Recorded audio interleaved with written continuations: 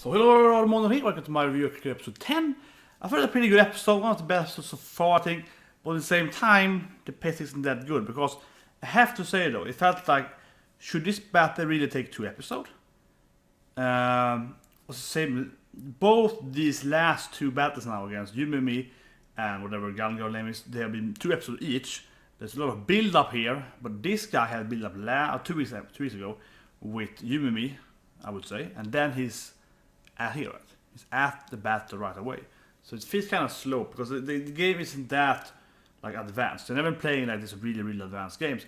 So it feels kind of strange that they would actually be able to get this battle through in one episode. We actually are doing the battle right away so the episode starts.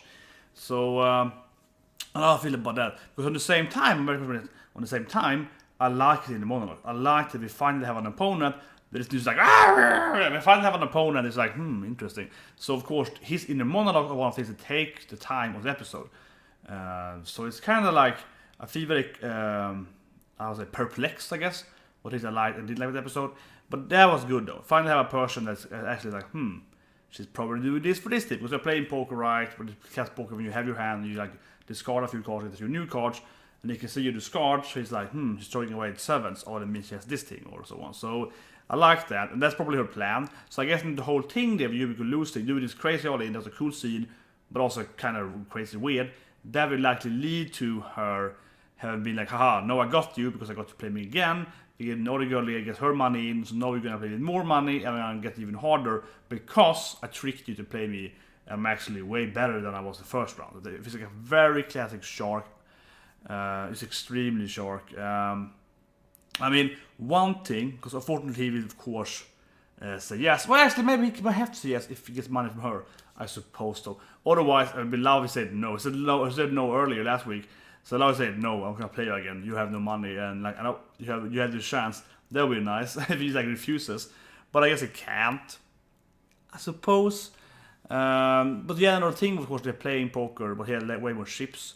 He was just playing very slowly, very carefully, letting her go in bad hands, but then she just went crazy around. So actually her plan is pretty bad in my opinion. Like sure, he can do a thing that, but she tricked him with this and this. Yes, and it's a very classic shark trick, but I do think it's kind of funky because his plan is like, I have more ships, so I can actually win this by just playing safe, and then she just goes all in. That's like the whole worst thing you can do against someone playing very safe. Like, unless you have an extremely good hand, or you bleed it. Because obviously he was only betting when he had a good hand, right? It's like for good hand. And then she went all in on that hand. It's like he probably has a good hand because he's not very active in this game. So pretty much the reverse. What she did was the ultimate worst thing, which I guess in that is on purpose. She pretty much, I would say, did one of the worst things you could do, like the worst timing for an all in, probably, or one of the worst timing in this kind of poker game. And that's probably her plan. Like, I'm so bad that I'm actually good. So she knows that it's the worst thing ever. And he can't think one more step ahead and being like, she tricked me with that. Yeah, he's more like, she's just really bad. Which is kind of strange, but he's sitting there doing this whole planning thing. So, and he did a flashback montage. And he's like, she's beaten this and this person.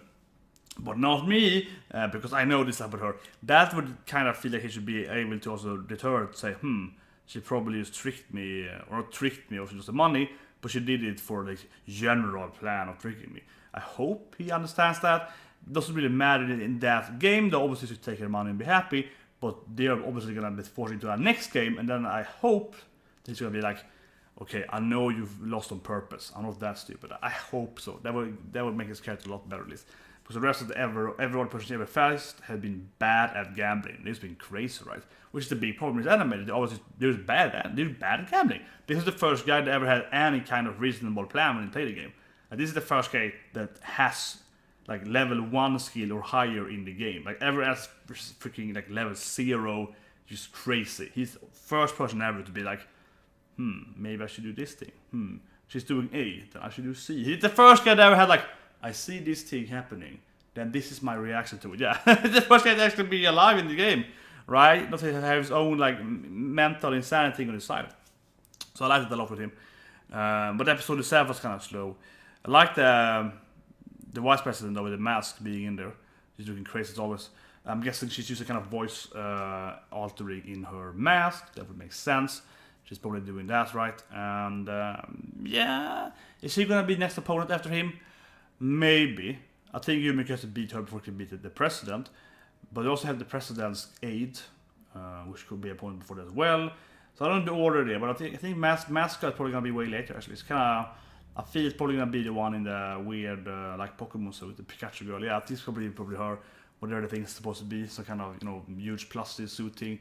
It's probably her as the next opponent. I think could be the mascot because she was very prominent in this episode. She's not prominent in Yumi's episode, and she's next to him in the opening. The opening is kind of foreshadowing the order so far perfectly. She's next to him, but as she is in this battle as the judge or whatever, and as a croupier, it does feel kind of like maybe she's the next girl to fight her. Maybe.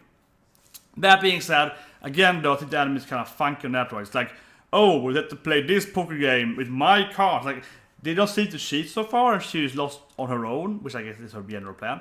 But still, it's still the same thing again, right? It's like, oh yeah, let's play with our cards. With this deck that I apparently had on me here. And it's like, okay, kind of suspicious. And it's like, I'm gonna be the croupier. And those kind of weird wave card thing. Woo, look at my tricks. I'm really skilled when it comes to card shuffling. It's like, you're gonna cheat. Of course you're gonna cheat. It says like, no, we're gonna cheat. But the rules are that you have like a quarter of our money. So it's way hard for you to beat us. Or like, something like that, right? Yeah. So, yeah, that you see rules by themselves make it harder for her. But otherwise, you expect them to be, okay, they're gonna cheat. Because they're doing it like, whoa, shuffling my own secret card deck. It's like, come on. So, I think again, yeah, she's always playing in this like ridiculous disadvantage thing. And I wish they could have a game. Yeah, I wish I had a game which faces someone on equal terms, not when it's not obvious they're cheating, and they actually have to battle them as an actually good player. Because even this guy was so far, I was definitely the best player he faced. He still had a major advantage, right? So he could still be a worse player than her and win if you just play it safe and so on. But obviously he's gonna be way worse than her. She's gonna beat him in the end. But you know that's what I mean, right? It could be more like equal in that sense, but it never is. It could be that. So on good scenes then, they actually didn't have many scenes. He had that kind of, he did this thing all the time, right? And he had that a good, like, smug face. I like that scene, that's pretty good. But otherwise, they didn't have many etchy scenes, actually. Like, pretty much zero, excluding his faces. We had the Yumiko thing with the dangling thing. That was kind of cute. She doing the kitten thing again with the Mika thing there, yeah, a little kitten slave. That was pretty fun. And she did the whole... what she do more? Yeah. The animal thing where she asked her new Nakama right for money. That was good. It's like, give me the money. That was good. See, there's red eyes, right? I mean, the anime intro is called like Devil, right? And obviously, Yumiko is a devil. She's a devil. It's like, money, new friend. It's like, no, money. that was pretty like, okay, maybe we shouldn't give her money. She's, and I mean, that thing with Yumiko though was like weird main character because she doesn't seem to be good at all. It's just except when she has like superpowers. Yeah, like she goes into this like Sharingan and was like, I saw everything you did and I copied it.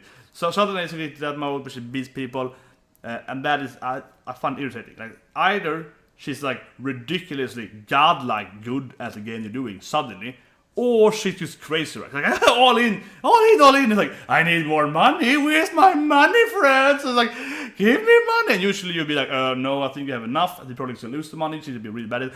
Oh, it's my plan. It's like, yeah, okay, I don't know. So, that I think is the general problem, right, with Yumiko, though, and the general thing. She's like, playing that sense, and then she's just like, okay, you probably shouldn't give her money, and so on, right? But that also means that she goes from this kind of crazy self, crazy insane Yumiko, to this like super professional, like 7. Like, yeah, she goes into like perfectly calculated mode, right? And she just making focus in that, and there's never anything in between there. It's like a weird character. If he's like an insane person with superpowers, it's like Yu-Gi-Oh! If he was 10 times more insane and had, more plot around him.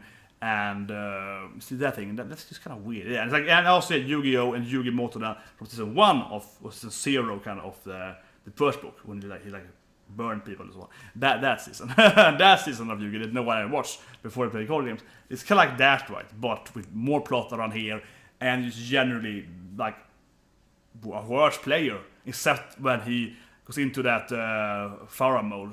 It's like, I know everything. Yeah, that's kind of like how she does that, because Yugi is actually a good player, then he's like the best player when he's in form. But he's generally a really good player. Then he's like a godlike player, right? But he's still a good person generally. But she's more like insane, nothing. It's like yeah, funny, and then just like this is how you do it, yeah. And then suddenly she's mode. I think again that's gonna show here because now she's insane, and then next episode is gonna be like godlike mode where she faces the second turn. And yeah, the last thing they recorded was her like revenge thing against the class thing. That thing was pretty boring and didn't really bring much to the table at all actually. And that probably was the worst part of the episode, and you could just kind of fill out 2-3 minutes there, which could have been better spent. So anyways, have a great day and I'll see you guys next week.